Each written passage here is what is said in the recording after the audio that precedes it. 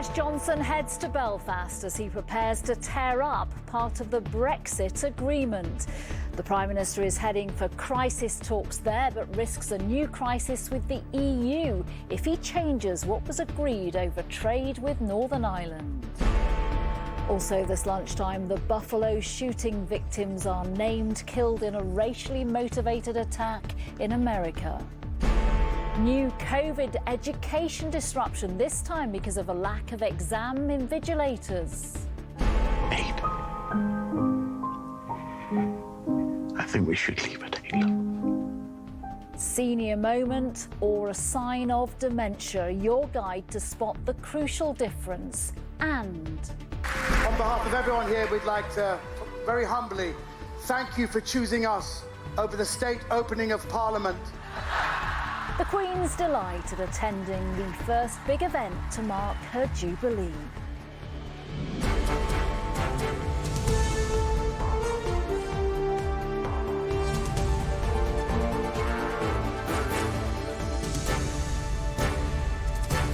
This is the ITV Lunchtime News with Nina Hussain. Good afternoon. Boris Johnson's new Brexit gamble will be played out in Belfast today. The Prime Minister is holding emergency talks with Northern Ireland's political leaders who aren't forming a government because of major disagreements to post-Brexit trading arrangements. Right now, checks are carried out on goods between Great Britain and Northern Ireland, with no checks between Northern Ireland and the Republic of Ireland. Boris Johnson is threatening to change parts of that Northern Ireland protocol. The EU says the move could be a breach of international law. Here's our political reporter, Shihab Khan. It is a crisis that could have significant implications for the United Kingdom, which is why Boris Johnson is on his way to Northern Ireland today. He will urge the leaders in Stormont to restore power sharing after the DUP, in protest over the Northern Ireland Protocol, refused to enter the Assembly after this month's election. To resolve that, ministers say they may need to override or change parts of the protocol, which was agreed with the European Union. We very much want the EU to engage with the sensible proposals that we've put forward, and we've been working really hard over the last 16 months to iron out some of these wrinkles, and we do still think there's a way forward. We want to reform the protocol so it works for everybody. The protocol is a post-Brexit trading arrangement designed to avoid a border in the island of Ireland. But it has, in effect, created a border in the Irish Sea, with goods coming from Britain being checked as they enter Northern Ireland. The Unionist community in Northern Ireland is concerned that this is eroding their position within the United Kingdom. Initially, the Prime Minister said that that wouldn't happen. There will be no checks on goods going from GB to NI, from NI to GB. But writing in the Belfast Telegraph today, he now says there's no disguising the fact that the delicate balance created in 1998 by the Good Friday Agreement has been upset. We must remember that all parties to the protocol made a commitment to be willing to revisit, adapt and change these arrangements over time and to protect the internal market of the United Kingdom.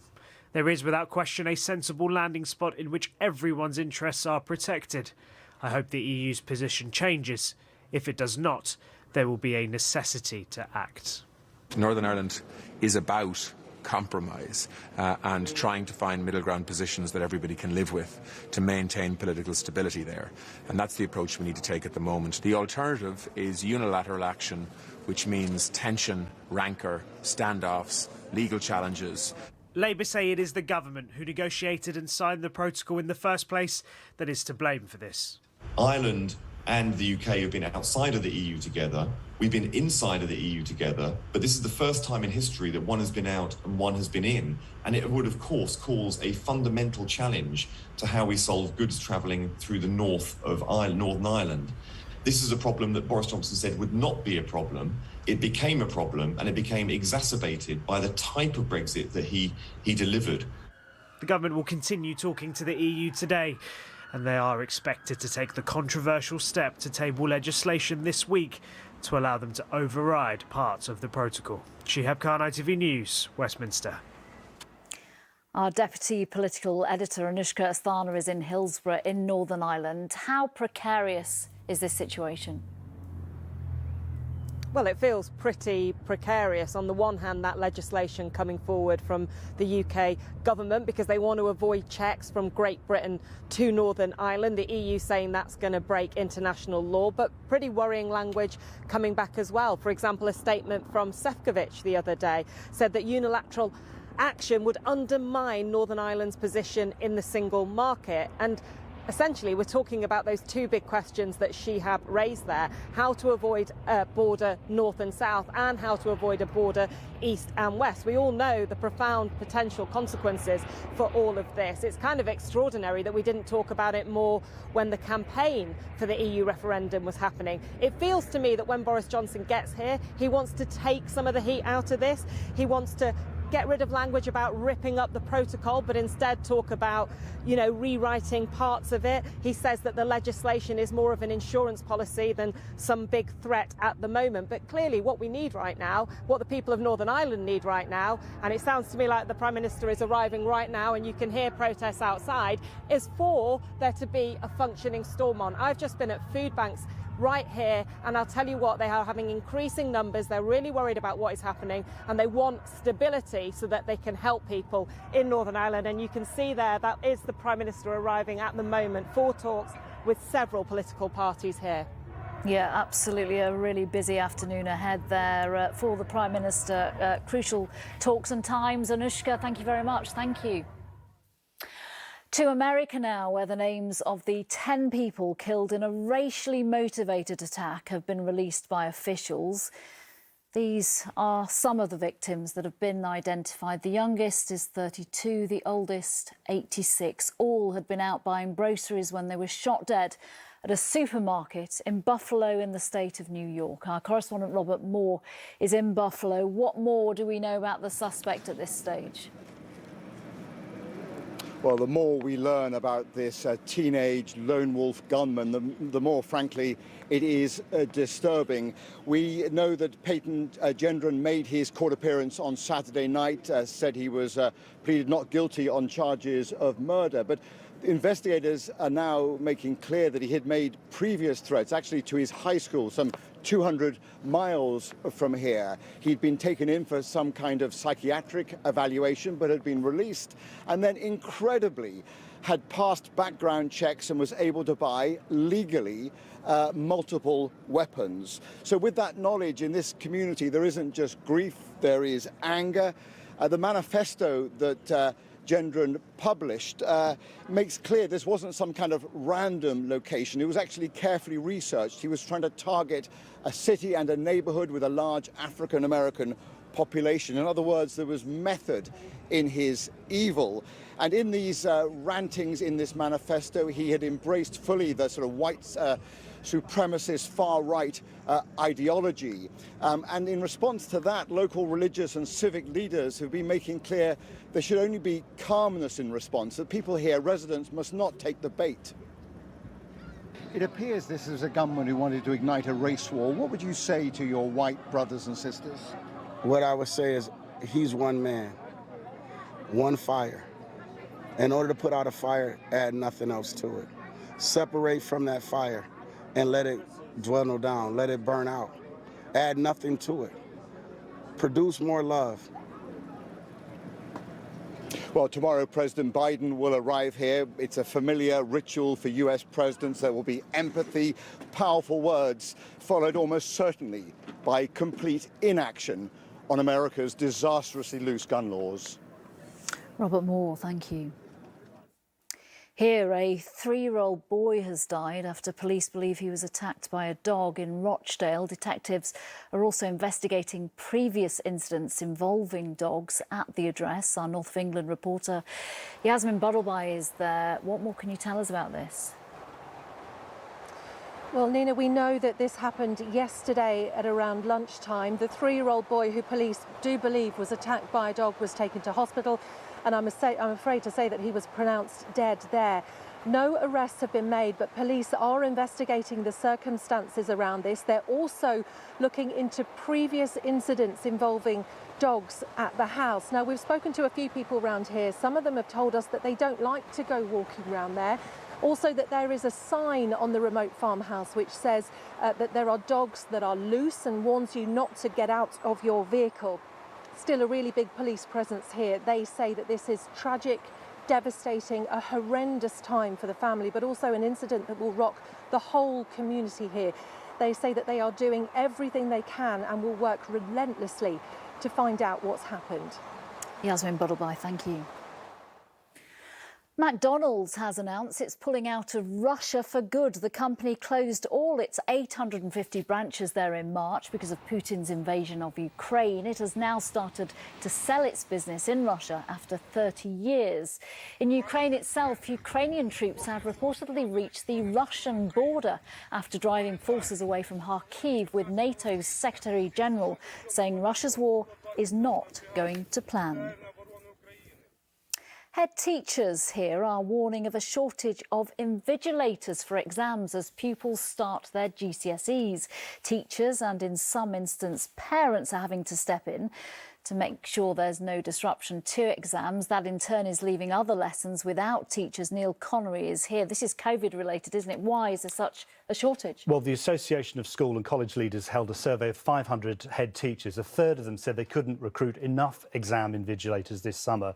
A-levels and GCSE exams due to get underway this week in some subjects, students sitting them for the first time in 3 years. Now, there are two issues really at the heart of this. Firstly, concerns over COVID are putting some invigilators off, but there's also higher demand as well. There's more students with anxiety are asking to take exams in separate rooms. Now, the union representing school leaders is warning of possible disruption. Normally you have one invigilator for 30 students in a written exam. That ratio is being relaxed to up to 40 students. Also, teachers are being allowed to invigilate exams in their own subjects, and that is not normally allowed to happen. The Department for Education says it doesn't expect major problems, as schools should have made what it calls robust contingency plans. Neil Connery, thank you very much. Thank you. The High Court heard the background today to what became known as the Wagatha Christie case. Colleen Rooney detailed why she had suspicions Rebecca Vardy's Instagram account was responsible for leaking information to journalists and how she mounted her own investigation to try to prove it was true. Rebecca Vardy is suing Colleen Rooney for libel. Chloe Keedy is at the High Court. Chloe, take us through what's happened so far today. Well, we've been hearing more about Colleen Rooney's sleuthing techniques today, her secret sting operation, or her investigation, as she keeps referring to it in court. An investigation so sensitive, we heard today she didn't even tell her husband Wayne what she was up to. They arrived together at about 10 o'clock this morning. They've gone for matching grey suits today. She told the court that she unfollowed Rebecca Vardy's Instagram account after becoming suspicious that she might be leaking information, and that Vardy then texted her to ask why she'd done that, and she said that made her even more suspicious still. Now, the court sat for about 10 minutes while Colleen Rooney explained to the judge in granular detail how Instagram Stories works and how she had adjusted her settings so that only one other account, Rebecca Vardy's account, could see what she was posting. She said it was a process that took time and real concentration. When one of those posts made its way to the Sun news desk, she said she deliberately chose not to tell them that it was untrue. She said she wanted it to be published so that she had evidence. Well, Vardy's lawyer put to her that she has no evidence that Vardy is the person behind any of those stories, because other people also had access to Vardy's account. He described Rooney's sting as a serious and concerted operation. But Rooney replied, it wasn't hard to do, anyone could do it, but it worked for me. Chloe Keedy, thank you. Next, do you know the difference between having a so-called senior moment and a sign you might have dementia? Many don't, which has led to Alzheimer's Society raising concerns that tens of thousands of people are being diagnosed too late. The charity has a new campaign. Let's take a look. What time should we leave tomorrow? I told you, 8. What time should we leave tomorrow? We're leaving at 8, Jane. What time should we leave tomorrow?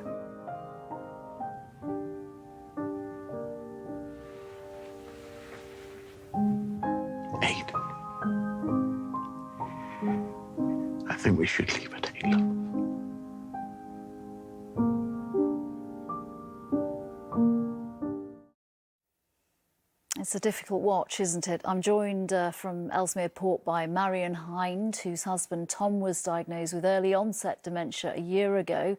And here in the studio by Gavin Terry from Alzheimer's Society. Welcome both. Marion, when did you first realise that your husband, was ill? He was diagnosed 5 years ago in October 2017. We noticed he was forgetting things, and also he's quite depressed, and his concentration levels were very low. So we went to the GP thinking he was depressed, and they'd done the memory test on him, which he failed, and then he was referred to the memory clinic for more tests. And even though we were going through all these different appointments, a lot of people were saying to us, because he was only 55, it won't be dementia, it'll be something else. And we went to see our doctor just before he had the consultation with the consultant. It was about 3 weeks before, and they said it was depression and it wouldn't be dementia. But then we went for the consultation and we're told he had young onset Alzheimer's. Goodness.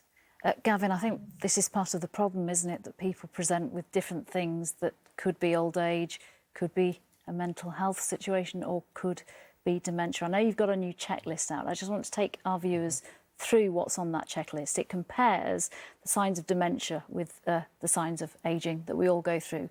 So the signs of dementia are forgetting something you were recently told, struggling to focus on one task and getting lost in a familiar place, for example, a supermarket. OK, that contrasts with signs of normal ageing. That's when you forget something you were told a while ago. On the tasking situation, you have difficulty multitasking, but still are able to focus on one task. And that's when you get lost in a unfamiliar place, but still being able to figure it out.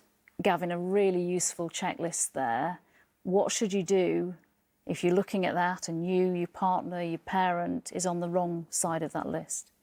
Okay. Yeah, thanks, Lee. So what we're doing this week as part of our campaign, and you've seen the advert there, is making people aware of the checklist and a new online hub full of support, advice and information that we've launched. And you're right, it is about asking those questions and seeing what it is that's actually impacting on people. It's very natural for all of us as we get older to maybe forget a name or to walk into a room and forget that what we went in there for. But if that's happening on a regular basis or it's happening repeatedly over a short amount of time, then that could signify that it's something more serious.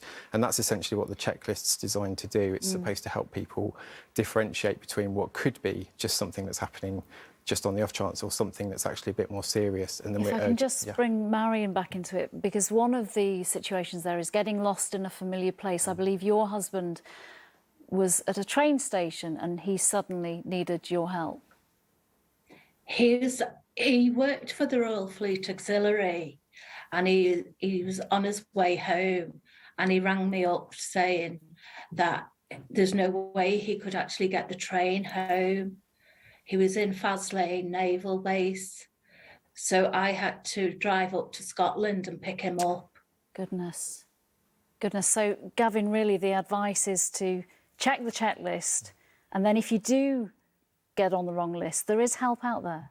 That's right. So people, if they have a look at the checklist, and said we've got lots of support information on our website at alzheimers.org.uk/memory loss. But that's really a key to them going and seeking advice from their GP. And part of the reason that we've designed the checklist is for people to take that along with them, to go and see their GP and to help them have that conversation, to really look at what some of those issues could be. As early as possible. Right. OK, Gavin, thank you very much. And Marion, thank you very much to you as well. Thank you. And for more information about dementia and the symptoms to look out for, visit Alzheimer's Society website, alzheimers.org.uk. Now, it was the first major celebration to mark the Queen's Jubilee and wasn't one she was going to miss. A gallop through history was a star-studded equestrian extravaganza. It was sprinkled with some serious celebrity stardust, but for the Queen, It was the horses that made her beam. Here's Sally Biddulph. Applause and a standing ovation greeted the Queen as she arrived at the first of her official Platinum Jubilee celebrations. Smiling and walking with a stick, many had worried that the Queen may not make it to the show because of recent mobility issues, something comedian Omid Jalili made light of. Your Royal Highness, on behalf of everyone here, we'd like to very humbly thank you for choosing us over the state opening of Parliament. A wave of the hand saying Her Majesty wouldn't have missed this show, carefully choreographed around her passion for horses and billed as a gallop through history. Every time we saw the Queen, she looked happy and glorious as she watched musicians, dancers and riders from across the 4 nations and the Commonwealth. Hollywood royalty were also in attendance, from Dame Helen Mirren as Queen Elizabeth I to Tom Cruise. Your Majesty, my lords, ladies and gentlemen, the United Kingdom. One of the most poignant moments, though, was also deeply personal, when the Queen's granddaughter, Lady Louise, rode out in the carriage of the late Duke of Edinburgh, left to her in his will. The last word was left to another Queen. I give you our sincere and most loving thanks. Before Her Majesty left, she did a lap of the Windsor Showground to say goodbye, before travelling the very short distance from her back garden to home. Sally Biddulph, ITV News. That's all for now. Join Lucrezia for tonight's evening news at 6:30. From everyone on today's Lunchtime team and from me, bye-bye.